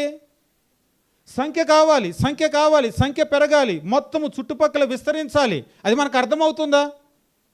నా దేవునికి సంఖ్య కావాలి, చాలా సంఖ్య కావాలి, ప్రతి జనాంగంలోకి వెళ్ళిపోవాలి. కానీ మనమేం కూర్చొనే ఉంటున్నాం. కాబట్టి ఈసారి ఇక మామూలు వ్యక్తిని నాకు కాదు, అపోస్తులు ఉన్నారు కదా, 12 మంది ఆల్రెడీ ఉన్నారు, కానీ ఇంకొక స్పెషల్ వ్యక్తిని తీసుకొని వచ్చాడు 9వ అధ్యాయం. ఎవరైనా? అపోస్తులైన పౌలు. ఇక మీరు కనుక గమనించినట్లయితే ఇక్కడ నుంచి ఆసియా ఖండం దగ్గర మొదలుపెట్టి ఆసియా ఖండం ఇటువైపు భాగం అంతా కూడా వెళ్ళిపోయి దాటి ఐరోపా వెళ్ళిపోయి, ఇంకా చెప్పాలంటే భూ దిగంతాలు అన్నాడు కదా, రోమ్ వరకు వెళ్ళిపోయింది. సువార్తని కైసర్ దగ్గరికి తీసుకొని వెళ్ళిపోయింది. ఆయన సంఖ్య మీరు పెంచకపోయినా దేవుడు ఆగడు, ఆయన పెంచుకుంటాడు ఏదో ఒక రకంగా. కాకపోతే మనం పెంచామనుకోండి మనకి జీతం ఇస్తాడు, కూలి. అంతే కదా, మనం కూలి వాళ్ళమే కదా. ఆ పని మనం చేస్తే మనకి కూలి దక్కుతుంది, మనం చేయకపోతే. ఒక ప్రశ్న, ఎప్పుడైనా మీరు నేను ఈ భూమిని దాటి పరలోకానికి వెళ్ళిన తర్వాత నాకు ఎంత కూలి వస్తుంది దేవుని దగ్గర, ఎంత బహుమానం వస్తుంది, ఎప్పుడైనా క్యాలిక్యులేట్ చేసుకున్నారా? యవనస్తులు ఉద్యోగం అనగానే వెంటనే క్యాలిక్యులేటర్ తీసి కొడతారు, టక టక టక టక ఎంత వస్తుంది, ఎంత కట్టింగ్లు ఉంటాయి, చేతికి ఎంత వస్తుంది, సరిపోతుందా, ఉంటాయా? ఇంతకంటే ఇంకేదన్నా కొంచెం ఉద్యోగం బాగుంది అంటే మళ్ళీ వెంటనే క్యాలిక్యులేషన్ అంతా కూడా మొదలు పెడతారు, దీనిలోంచి దానిలోకి మారితే ఎంత ఉంటుంది బెనిఫిట్స్ వేస్తారా? తప్పులేదు, లెక్కలు వేసుకోవచ్చు. ఎప్పుడైనా ఈ భూమి మీద లెక్కలు కాకుండా పరలోకపు లెక్కలు ఎప్పుడైనా వేశారా? నేను అక్కడికి వెళ్ళిన తర్వాత నాకేం దొరకబోతుందని, మనకేం దొరకబోతుంది అక్కడికి వెళ్తే? మన ప్రశ్న మరొక రకంగా అడుగుదాం, అసలు మనం ఎంత పని చేసాం? ఎన్ని ఆత్మలు దేవుని కొరకు సంపాదించి ఉంటాం? ఎంత సంపాదించి ఉంటాం? మీరందరూ కూడా ఒకసారి ఈ 2021 సంవత్సరంలో ఒక పెన్ను తీసుకొని పేపర్ తీసుకొని ఇంటికి వెళ్ళిన తర్వాత ఎప్పుడైనా పర్లేదు, మీ క్రైస్తవ జీవితము ఇప్పటికి ప్రారంభం ఎంతకాలమైందో దయచేసి మీరు రాసుకోండి. మనం అప్పుడప్పుడు గ్రాఫ్ చూసుకుంటూ ఉండాలి. నా క్రైస్తవ జీవితం ప్రారంభం ఎన్ని సంవత్సరాలు అయింది, ఈ రోజు వరకు నా అచీవ్మెంట్ ఏంటి, నేనేం సాధించాను, నా ప్రగతి ఏంటి, ప్రోగ్రెస్ అని అంటాం కదా. పిల్లలకి ప్రోగ్రెస్ కార్డు ఇచ్చినప్పుడు తల్లిదండ్రులు తెలుస్తుంది వాళ్ళు ఎంత అభివృద్ధి చెందుతున్నారని, అంతే కదా. అలాగనే మనకెవరో ప్రోగ్రెస్ కార్డు ఇవ్వరు, స్కూల్ వాళ్ళు, చర్చ్ వాళ్ళు. కొన్ని చర్చిల్లో వాళ్ళు కూడా చేస్తూ ఉంటారు. కానీ మన ప్రోగ్రెస్ మనమే చూసుకోవాలి. నేనేంటి, నా క్రైస్తవ జీవితం ఏంటి, ఇప్పటిదాకా ఏం సాధించాను, నేను ఎంత సాధించాలనుకుంటున్నాను, అదంతా మీరు బేరీజు వేసుకుంటూ ఉండండి. ఎందుకంటే ఈ భూమిని దాటిన తర్వాత ఈ భూమి మీద ఉన్న జీతాలు, ఈ భూమి మీద ఉన్న బ్యాంకు బ్యాలెన్స్లు, ఈ భూమి మీద ఉన్న మీ ఇల్లు వాకిలి, మీ ముక్కుకి చెవికి మెడకి ఉన్నటువంటి ఈ సొమ్మేది మీకు అక్కడికి రాదు మిమ్మల్ని రిచ్ చేయటానికి. అక్కడికి వెళ్ళిన తర్వాత ఇదేమీ మీతో రాదు. అక్కడికి వెళ్ళిన తర్వాత ప్రకటన గ్రంథంలో అంటాడు, మన క్రియలు మనం వెంట వెళ్తాయి, మనం ఏం చేసామో అదే అక్కడికి వెళ్తుంది. అక్కడ దేవుడు జీతం ఇస్తాడు. నాకు తెలిసి చాలామందికి చాలా పూర్ శాలరీ ఉంటుంది, అసలు నిల్ శాలరీ కూడా ఉంటుందేమో కొందరికి. అందులో మనం కూడా ఉంటామా? నీ శాలరీ నిల్, నువ్వేం చేయలేదంటే నోరు కొట్టుకుంటాం, అయ్యో ప్రభువా అని చెప్పేసి. అక్కడ నోరు కొట్టుకునే బదులు ఇక్కడే మనం బేరీజీ వేసుకోవాలి. అసలు నేనేంటి, నా క్రైస్తవ జీవితం ఏంటి, నేను ఏం చేస్తున్నాను, నేను ఎంత సంపాదించబోతున్నాను, నా దేవుడి దగ్గర నాకేం దొరుకుతుంది అనేటువంటి దాన్ని మనం గమనించాలి. ఇక తరువాత వాళ్ళు సువార్తను కదల్చకుండా అలాగనే ఉన్నప్పుడు దేవుడు చేసినటువంటి 4వ కార్యం మనం చూస్తూ ఉన్నాం. 1, గొప్ప హింస కలగజేశాడు. రెండవది, ఫిలిప్పుని లేచి నువ్వు వెళ్ళి కలుసుకో అని చెప్పేసి ఐథియోపియా నపుంసకుడిని మంత్రిని కలిపాడు. మూడవది, సువార్త కొరకు అపోస్తులైనటువంటి పౌల్ని ఆయన ఫీల్డ్లోకి తీసుకుని వచ్చాడు. అంతేకాదు, ఇప్పుడు నాలుగో కార్యం ఆయన ఏం చేయాల్సి వచ్చిందంటే, ఇప్పటిదాకా చెదిరిపోయిన వాళ్ళు కూడా చేసిన ఒక పొరపాటు ఉంది. ఎక్కడికి వెళ్ళినా వాళ్ళు యూదులకే బోధిస్తున్నారు తప్ప వేరెవరికి బోధించటం లేదు. అవునా కదా? మరొకసారి బైబిల్ మీరు చూడండి. అపోస్తుల కార్యములు మీరు కనుక గమనించినట్లయితే, అపోస్తుల కార్యములు మీరు చూస్తే అందులో చెప్తూ ఉంటాడు. 11వ అధ్యాయము 19వ వచనము, స్టెఫను విషయంలో కలిగిన శ్రమను బట్టి చెదిరిపోయిన వారు యూదులకు తప్ప మరి యెవ్వనికి వాక్యము బోధింపక ఫెనికే, కుప్రా, అంతియోకయ ప్రదేశాల వరకు సంచరించరు. ఎంత దూరం వెళ్ళినా కానీ సువార్త ఎవరికి వెళ్తుంది? మన భాషలో చెప్పాలంటే వాళ్ళ క్యాస్ట్ వాళ్ళకే వెళ్తుంది. ఇది ఒక క్యాస్ట్ సిస్టమ్ అన్నమాట. అంతకు మించి వెళ్ళటం లేదు. దేవుని కోరిక ఏమిటి? భూమి యొక్క సమస్త వంశములు నీ ద్వారా ఆశీర్వదించబడతాయి. భూమి మీద ఉన్నటువంటి ప్రతి జాతి మనిషి కూడా ఆయన దగ్గరకు రావాలి, రక్షణ పొందాలి. కానీ వీళ్ళు ఏం చేస్తున్నారు? ఒక గీత గీసి వీళ్ళ వరకే. ఇప్పుడు మరలా దేవుడు పూనుకొని మళ్ళీ గీత చెరిపేయాల్సి వచ్చింది. ఎక్కడ ఏం చేశాడు అని కనుక మీరు గమనించినట్లయితే, మీరు అపోస్తుల కార్యంలో కనుక చూస్తే 10వ అధ్యాయంలో ఇక్కడ కొర్నేలి అనేటువంటి ఒక మనిషిని గురించి, ఇటలీ పటాలం అనబడినటువంటి పటాలములో కొర్నేలి అనేటువంటి ఒక శతాధిపతి ఉన్నాడు అని భక్తి కలిగినటువంటి ఆ మనిషిని గురించి రాస్తూ ఉన్నాడు. అందులో పేతురుకి ఆయన బాగా ఆకలితో ఉన్నప్పుడు దేవుడు ఏం చేశాడంటే, ఆకాశం నుంచి ఒక దుప్పటి దిగినట్లుగా, అందులో నానా విధములైనటువంటి పురుగులు ఉన్నట్లుగా, చంపుకొని తిను అని ఒక శబ్దం వచ్చినప్పుడు ఆయన, వద్దు ప్రభువా, నిషిద్ధమైంది నేను ఎప్పుడు కూడా నేను తినలేదే అని అంటున్నాడు. అపవిత్రమైంది ముట్టుకోలేదు అని అంటున్నాడు. రెండోసారి 15వ వచనము, దేవుడు పవిత్రం చేసిన వాటిని నువ్వు నిషిద్ధమైనదిగా ఎంచవద్దని మరలా రెండో మారు ఆ శబ్దం అతనికి వినబడెను. దేవుడు పవిత్రము ఆ చేసిన వాటిని నువ్వు నిషిద్ధమని ఎంచొద్దు. దేని గురించి మాట్లాడుతున్నాడు? పురుగుల గురించో చతుష్పాద జంతువుల గురించో కాదది. దేని గురించి? యూదులు అన్యుల గురించినటువంటిది అది. ఎంతవరకు వాళ్ళు అన్యుల్ని ఏమని భావిస్తున్నారంటే, వాళ్ళు అపవిత్రులు, నిషిద్ధులు అని వాళ్ళు భావిస్తూ ఉంటే, మరలా దేవుడే పూనుకొని ఏం చేయాల్సి వచ్చింది? ఆ గీతను కూడా చెరిపివేయాల్సి వచ్చింది. ఇక ఇప్పుడు పేతురుకు అర్థమయ్యి కొర్నేలి దగ్గరకు వెళ్ళినటువంటి సందర్భాన్ని చూస్తూ ఉన్నాం. అంటే ఇందులో కూడా మరలా మనం నేర్చుకునేది ఏంటంటే, సంఖ్య పెరుగుతుంది కానీ యూదుల్లోనే పెరుగుతుంది, వాళ్ళ క్యాస్ట్లోనే. ఆ క్యాస్ట్ దాటి బయటికి వెళ్ళటం లేదు. ఏ ఊరు వెళ్ళినా ఊర్లు దాటి వెళ్తుంది కానీ మళ్ళీ అక్కడ కూడా వాళ్ళ క్యాస్ట్లోనే పెరుగుతుంది, యూదుల్లోనే. దాన్ని దాటి వెళ్ళటం లేదు. దేవుడు ఏం కోరుకుంటున్నాడు? ప్రతి జనాంగంలో, ఆయా భాషలు మాట్లాడేటువంటి వాళ్ళలో ప్రతి ఒక్కరిలో కూడా దేవుని కొరకు ప్రజలు కావాలి. ఈరోజు మనం ఆలోచన చేయాల్సింది ఏంటంటే, నా దేవునికి ప్రతి ప్రజలో నుంచి కూడా ఆత్మలు కావాలి. ఇది మన దృష్టిలో ఉండాలి. ఎక్కడ ఎవరు కనబడినా వాళ్ళ దగ్గరికి సువార్త వెళ్ళిందా, వీళ్ళ దగ్గరికి సువార్త వెళ్ళిందా, ఆ ప్రాంతం సువార్త వెళ్ళిందా, ఈ దృష్టితో మనం చూడవలసినటువంటి అవసరం ఉంది.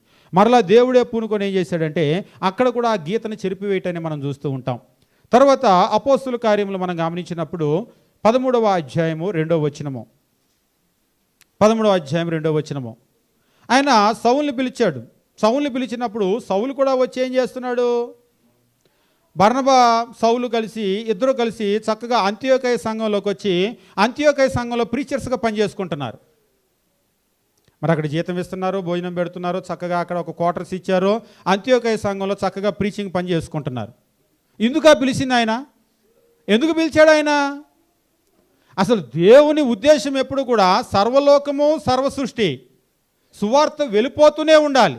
మరలా ఇక్కడికి వచ్చిన తర్వాత మరలా అక్కడ లాక్ అయిపోయారు. అంత్యోకయ దాకా వచ్చి, అంత్యోకయ దగ్గరకు వచ్చి లాక్ అయినప్పుడు 13వ అధ్యాయం ఇందాక మనం చదివిన 2వ వచనము, వారు ప్రభువును సేవించుతూ ఉపవాసము చేయించు ఉండగా పరిశుద్ధాత్మ నేను బర్నబాను సౌలును పిలిచిన పని కొరకు వారిని నాకు ప్రత్యేకపరచుడని వారితో చెప్పెను. అంతటా వారు ఉపవాసం ఉండి ప్రార్థన చేసి వారి మీద చేతులుంచి వారిని పంపిరి. అంతటా ఎప్పుడు? మళ్ళా వచ్చి నేను పిలిచిన పని ఏంటి, మీరు చేసే పని ఏంటి, ఎందుకు పిలిచాను ఆయన్ని? ఆయన ఒక స్పెషల్ వ్యక్తి. ఆయన ద్వారా భూదిగంతాలు రోమా వరకు వెళ్ళాలి సువార్తని ఆయన్ని నేను పిలిస్తే ఆయన్ని మళ్ళీ అక్కడ కూర్చోబెట్టారు.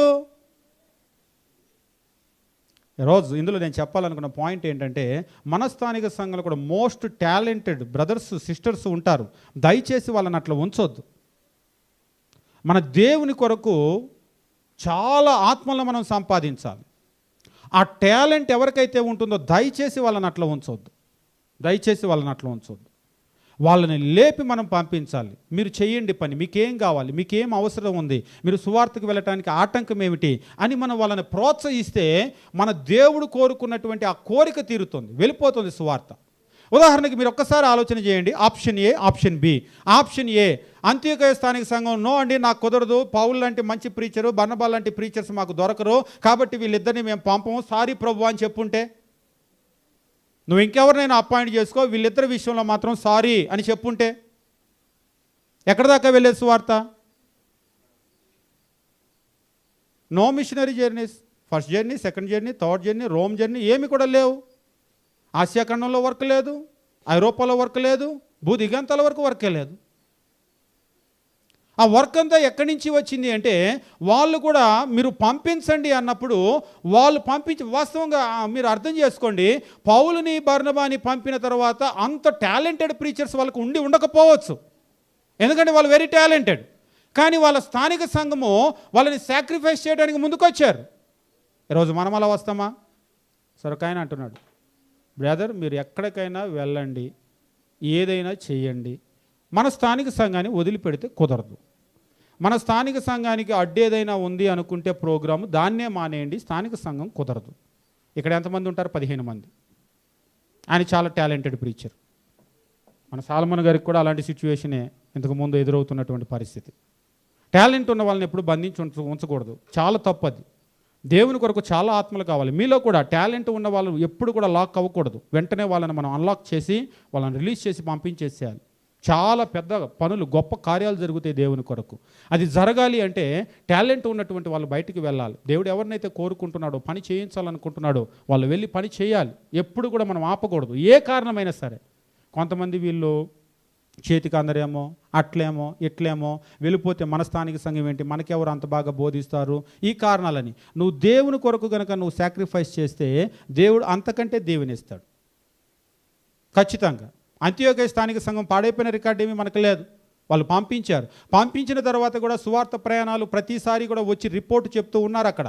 అప్పటికే అక్కడ స్థానిక సంఘం ఎంత ఎదిగిందో మనం చూస్తూ ఉంటాం. కాబట్టి మరలా ఈ సంఖ్య విస్తరించడానికి దేవుడు మరలా పూనుకోవాల్సి వచ్చింది. మరలా పూనుకొని నేను సౌలును బర్నబాని పిలిచిన పనికి వాళ్ళని పంపించేసేయండి అని అన్నారు. అయితే వాళ్ళు ప్రేమతో దాన్ని అంగీకరించి వెంటనే వాళ్ళని అక్కడి నుంచి పంపించేశారు. ఇక పంపించిన రిజల్ట్ మనకు చెప్పాల్సిన పని లేదు.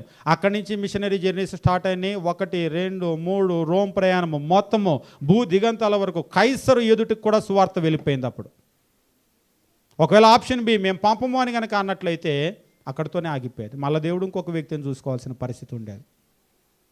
తర్వాత దేవుడు చేసినటువంటి మరి ఒక కార్యం ఏమిటంటే మనం గమనించినట్లయితే దేవుడు కొంతమంది వ్యక్తులను ఆయన ప్రేరేపించి సువార్తకు కొన్ని అడ్డుబండలు ఉన్నాయి, కొన్ని బంధకాలు ఉన్నాయి, వాటన్నింటినీ కూడా తెంచేయాల్సి వచ్చింది. ఏమిటి? అపోస్తుల కార్యాలు 15వ అధ్యాయం మీరు చదివేటప్పుడు సువార్త విషయంలో ఒక ప్రధానమైనటువంటి బంధకం ఏమిటంటే ధర్మశాస్త్రాన్ని కూడా ఆచరించాల్సిందే అనేటువంటి ఒక నియమాన్ని పెడుతూ ఉన్నారు వాళ్ళు. అయితే అప్పుడు దేవుడు మరలా పూనుకొని, వాస్తవంగా ఏమిటి అంటే ఇందులో ఉన్నటువంటి ఒక ట్రిక్ ఆలోచన చేయండి. అపవాది ఒక ట్రిక్ ఏమిటి అంటే, మోయలేని బరువు ఎవరి మీదైనా పెట్టారనుకోండి, ఇదిగో ఈ ఫోన్ ఎవరికి కావాలో వచ్చి పట్టుకెళ్ళండి, 5 రూపాయలు కట్టండి, 10 రూపాయలు కట్టండి, లేదా ఊరికినే పట్టుకెళ్ళండి అంటే ఎట్లా ఉంటుంది? అందరూ కూడా రావచ్చేమో, అంతేనా? 1,00,000 కట్టి పట్టుకెళ్ళండి అంటే ఒక్కరు కూడా రారు. మొయ్యలేని బరువు అయిపోయేది. ఇప్పుడు కూడా ఏంటంటే సువార్త అనేటువంటిది చాలా సులభమైనటువంటిది, రక్షణ పొందటం చాలా సులభం, అందరూ పొలోమని వచ్చేస్తున్నారు. అపవాది ట్రిక్ ప్లే చేశాడు. ఇట్లయితే అందరూ రక్షణలోకి వెళ్ళిపోతారు, నా దగ్గర ఎవరు ఉండరు అని చెప్పేసి మీరు రక్షింపబడాలంటే ధర్మశాస్త్రాన్ని కూడా ఆచరించాల్సింది అనే బోధ మిక్స్ చేశాడు యూదుల్ని రేపి. ఎప్పుడైతే ఈ మొయ్యలేని బరువు మీదకి వచ్చిందో ఇక ఎవరు రావటం లేదు. ఇప్పుడు మరలా దేవుడు పూనుకొని ఏం చేశాడంటే ఆ బంధకాలను కూడా తెంపాడు. అపోస్తుల కార్యాలు 15వ అధ్యాయం కనుక చూసినట్లయితే ఇక్కడ వారందరూ కూడా కూర్చొని ఒక కౌన్సిల్ ఏర్పాటు చేశారు. కౌన్సిల్ ఏర్పాటు చేసి వాళ్ళు చెప్తూ ఉంటారు. చూడండి, మీరు కనుక గమనించినప్పుడు అపోస్తుల కార్యంలో 15వ అధ్యాయం 25వ వచనము, కనుక మనుషులను ఏర్పరిచి మన ప్రభువైన యేసుక్రీస్తు పేరు కొరకు తమను తాము అప్పగించుకున్న బర్నబా, పౌలు అను మన ప్రియులతో కూడా మీ యొద్దకు పంపుట యుక్తమని మాకందరికీ ఏకాభిప్రాయం కలిగాను. ఆ కౌన్సిల్లో రాస్తున్నారు. కాగా యోధను శీలను పంపి ఉన్నాము, వారి నోటి మాటతో ఈ సంగతులు మీకు తెలియజేతురు. విగ్రహాలకు బలర్పించినవి, రక్తము, గొంతు పిసికి చంపిన దానిని, జారత్వాన్ని విసర్జించాలి. ఈ అవశ్యమైన వాటికంటే ఎక్కువైన ఏ భారము మీ మీద మోపకూడదని పరిశుద్ధాత్మకు మాకును తోచెనో వీటికి దూరంగా ఉండుటకు జాగ్రత్త పడితిరా, అది మీకు మేలు, మీకు క్షేమం కలుగునుగాక. క్రైస్తవులు అవ్వాలి అంటే వీటిని మాత్రం, విగ్రహాలకు అర్పించినవి, రక్తము, గొంతు పిసికినవి, జారత్వము, ఇవి మాత్రం వదిలిపెట్టండి. ధర్మశాస్త్రం అంతా మొయ్యాల్సిన పని లేదు. ఇది మాత్రము పరిశుద్ధాత్మకు మాకు ఇప్పుడు చాలా, ఇంతేనా, ఇంతే అయితే మేము వచ్చేస్తామే, మాకేమీ కష్టమేమీ లేదు. ఇప్పుడు ఏమైందంటే మరలా దేవుడే పూనుకొని, మీరు చూడండి అపోస్తుల కార్యాలు 16 దగ్గర నుంచి కనుక చూసినట్లయితే మరలా స్పీడ్ పెరుగుతుంది. అంటే ప్రతి సందర్భంలో కూడా సువార్త, దేవునికి ఏమో సంఖ్య కావాలి. సంఖ్యలో ముందుకెళ్తుంటే అపవాది ఏదో ఒక చోట అడ్డేస్తూ ఉంటాడు, ఏదో ఒక రకంగా అడ్డేస్తూ ఉంటాడు. లేని దేవుడు చెప్తే లేవబోతే మనల్ని కూర్చోబెడుతూ ఉంటాడు. ఈరోజు కూడా మీకు చూడండి, కుటుంబ భారము, ఉద్యోగము, అది ఇది. ఒక్కొక్కసారి కొందరు చెప్తూ ఉంటారు, బ్రదర్ ఆదివారం ఆరాధన అంటేనే కరెక్ట్గా ఏదో ఒక పని పడిద్దండి అని. దేవుని పని అని మొదలు పెడితేనే ఏదో ఒక అడ్డొస్తూ ఉంటుంది. అపవాది ఏం చేస్తాడంటే లేద్దామనేసరికి కూర్చోబెడుతూ ఉంటాడు. బాగా గమనించండి, దేవునికి సువార్త విస్తరించాలి, సంఖ్య కావాలి.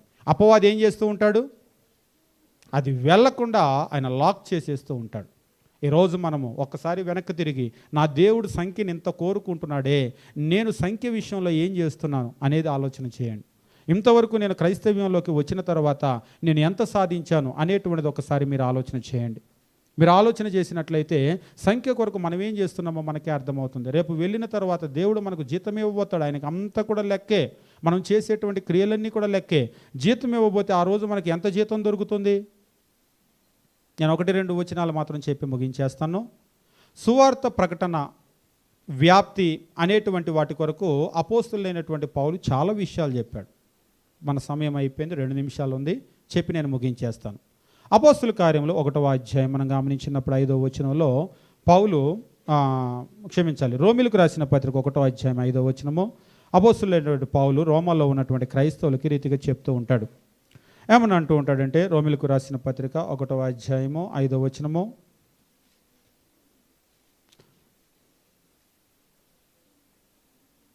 ఇందులో మనకి 2 నుంచి 7 వరకు కంబైన్డ్గా ఉంది. అయితే ఇందులో నేను చదివి, యేసుక్రీస్తు దాసుడు అపోస్తులుగా ఉండకు పిలువబడినవాడు, దేవుని సువార్త నిమిత్తం ప్రత్యేకింపబడినవాడైన పౌలు రోమాల్లో ఉన్న దేవుని ప్రియులందరికీ, అనగా పరిశుద్ధులుగా ఉండుటకు పిలువబడిన వారికి సొమ్మని చెప్పి వ్రాయినది. ఏమైనా రాస్తూ ఉన్నాడు అంటే, ఇక్కడ ఆ తరువాత కింది లైన్లు గనక మీరు గమనించినట్లయితే దేవుని యొక్క ఆలోచన ఏమిటి అనేటువంటి చెప్తూ ఉన్నాడు. ఈయన అపోస్తులత్వం ఎందుకు పొందాడు అంటే, ఈయన నామం నిమిత్తము సమస్త జనులు విశ్వాసానికి విధేయులగునట్లు. అంటే ఈ పారాగ్రాఫ్లోనే 1, 2, 3, 4వ లైన్, కింద నుంచి 4వ లైన్ చూడండి. ఈ పారాగ్రాఫ్లో 8 అనే అంకె ఉంది కదా, కింద నుంచి 4వ లైన్ చూడండి. ఈయన నామం నిమిత్తము సమస్త జనులు విశ్వాసానికి విధేయులగునట్లు, ఈయన ద్వారా మేము కృపా అపోస్తులత్వం పొందితిమి. ఈయన నామం నిమిత్తము సమస్త జనులు విశ్వాసానికి విధేయులగునట్లు. ఎంతమంది జనులు అంటే దేవుని కోరిక అనేటువంటిది అదే క్రీస్తు ప్రభు బయలుపరిచాడు. సర్వలోకానికి వెళ్ళండి, సమస్త సృష్టికి. ఆయన కోరికనే అపోస్తులు చేస్తూ ఉన్నారు. వాళ్ళకు కూడా ఆ కోరిక అర్థమైంది. ఈరోజు ఆ కోరిక మనకు అర్థమైందా? నా దేవుని కోరిక ఏమిటి అంటే సర్వలోకానికి వెళ్ళాలి, సర్వసృష్టికి వెళ్ళాలి. ఆయన చాలా పెద్ద సంఖ్యను, బిగ్ నెంబర్ ఆయన కోరుకుంటున్నాడు. మనకు అర్థమైందా? ఆ దిశగానే మనం పనిచేస్తున్నామా? ఈరోజు ఆయన చెప్తూ ఉన్నాడు, ఏమంటున్నాడంటే రోమిలకు రాసినటువంటి పత్రికలో, ఈయన నామం నిమిత్తము సమస్త జనులు కూడా విశ్వాసానికి విధేయులు అవ్వాలి అని చెప్పేసి అంటున్నాడు. అంతేకాదు, మీరు 15వ అధ్యాయము రోమిలకు రాసినటువంటి పత్రికలోనే 15వ అధ్యాయము 19వ వచనం కనుక గమనించినట్లయితే ఇక్కడ దేవుని వాక్యం రీతిగా చెప్తూ ఉంటాడు. 18-19 తెలుగులో కామెంట్ ఉంటుంది. ఏలయనగా అన్యజనులు విధేయులగునట్లు వాక్యము చేతనో క్రియ చేతనో గురుతుల బలము చేతనో మహత్కార్యముల బలము చేతనో పరిశుద్ధాత్మ బలము చేతనో క్రీస్తు నా ద్వారా చేయించిన వాటిని గూర్చియే కానీ మరి దేని గూర్చి మాటలాడ తెగింపను. కాబట్టి యెరూషలేము మొదలుకొని చుట్టుపక్కల ఉన్న ప్రదేశముల యందు ఇల్లూరీకు ప్రాంతం వరకు క్రీస్తు సువార్త పూర్ణముగా ప్రకటించి ఉన్నాము. యెరూషలేము మొదలుకొని, దీన్ని అండర్లైన్ చేసుకోండి, యెరూషలేము మొదలుకొని చుట్టుపక్కలనున్న ప్రదేశముల వందు ఇల్లూరీకు ప్రాంతం వరకు. ఒకవేళ మీరు మ్యాప్లో చూడండి, ఇల్లూరీకు అనేటువంటిది యెరూషలేము దగ్గర నుంచి ఇల్లూరీకు వరకు మొత్తము, ఇంకా చెప్పాలంటే భూమి ఈ అంచు నుంచి ఆ అంచు వరకు సువార్త ప్రకటించారు. ప్రశ్న, ఈరోజు మీరు ఇంతకాలం నుంచి క్రైస్తవులు కదా, మీరు సువార్త ఇక్కడి నుంచి ఎంత దూరం మీరు ప్రకటించి ఉంటారండి అని అడిగితే, పోనీ మీ స్థానిక సంఘం ఇంతకాలం నుంచి ఇక్కడ ఉంటుంది కదా, సువార్త ఇక్కడి నుంచి ఎంత దూరం మీరు తీసుకొని వెళ్ళారండి ఈ స్థానిక సంఘం అని అడిగితే, 1/2 కిలోమీటర్, 1 కిలోమీటర్, 5, 10, 50, 100, ఇక్కడి నుంచి అక్కడికి కూడా వెళ్ళి మా స్థానిక సంఘం ద్వారా సేవ చేస్తామండి, ఇక్కడ నేర్చుకున్న వాళ్ళు అక్కడికి వెళ్ళి అక్కడ ఒక స్థానిక సంఘం ప్రారంభించారు, ఇక్కడి నుంచి పలానా ప్రాంతానికి కూడా వెళ్ళి మేము చెప్తూ వస్తూ ఉన్నాం. ఈరోజు మీరు చూడండి, మీ స్థానిక సంఘంలో సాలమోన్ గారు లేకపోతే యవ్వనస్తులు మరికొందరు ఇక్కడి నుంచి కర్ణాటక ఎక్కడెక్కడికో వెళ్ళి, ఆంధ్రాలో ఎక్కడెక్కడో వెళ్ళి, ఎక్కడైతే సువార్త లేదో అక్కడికంతా వెళ్ళి ప్రకటిస్తూ ఉన్నారనుకోండి, అది దేవుని చిత్తం, వెళ్ళాలి. కొన్ని స్థానిక సంఘాల్లో అపవాది భౌతిక సంబంధమైన మనస్సు కొందరిలో తెచ్చి, బ్రదర్ మీరు ఎక్కడికి వెళ్ళటానికి లేదు, మీరు ఇక్కడే ఉండి పని చేయాలి,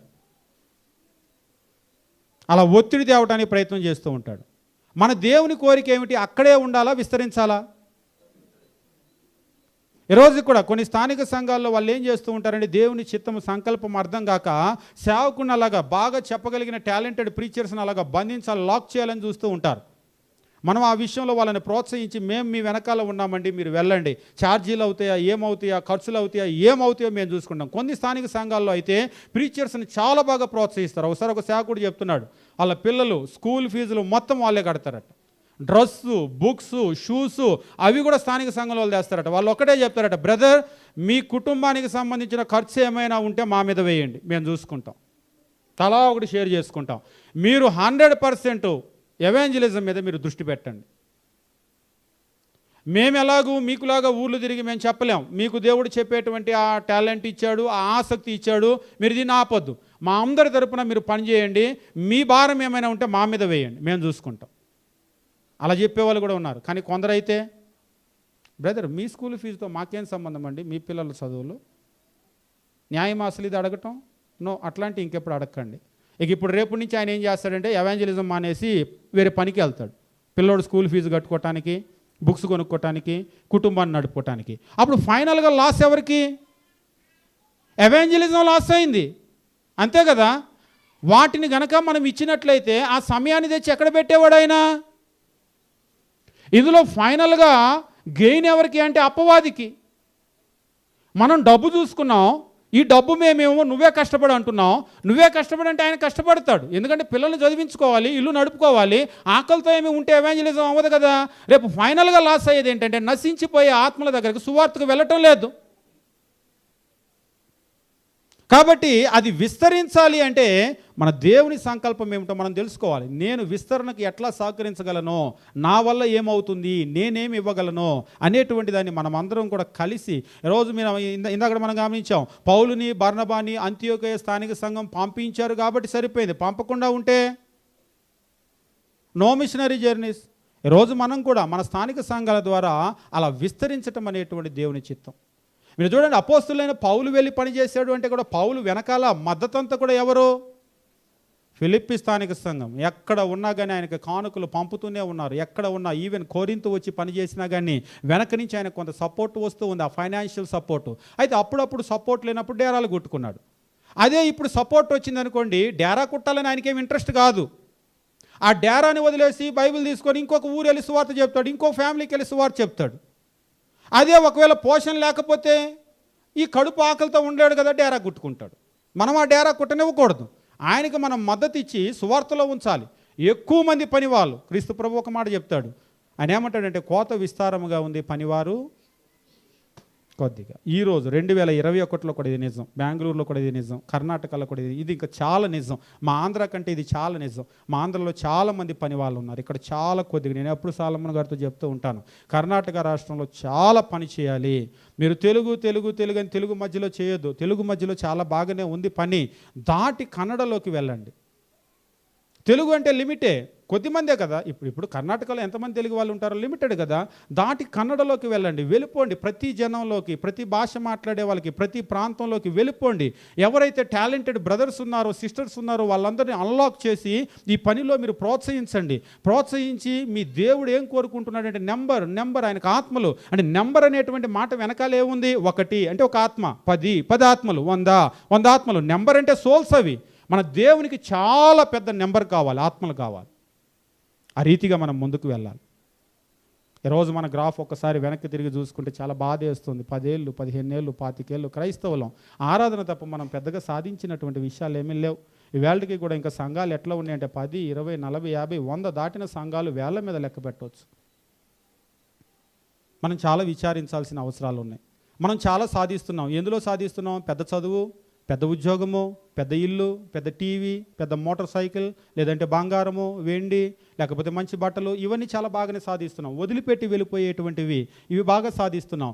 ఏవి నిత్యమైనవో, ఏవి మాన్యమైనవో, ఏవి రమ్యమైనవో వాటి మీద మనకు దృష్టి లేదు.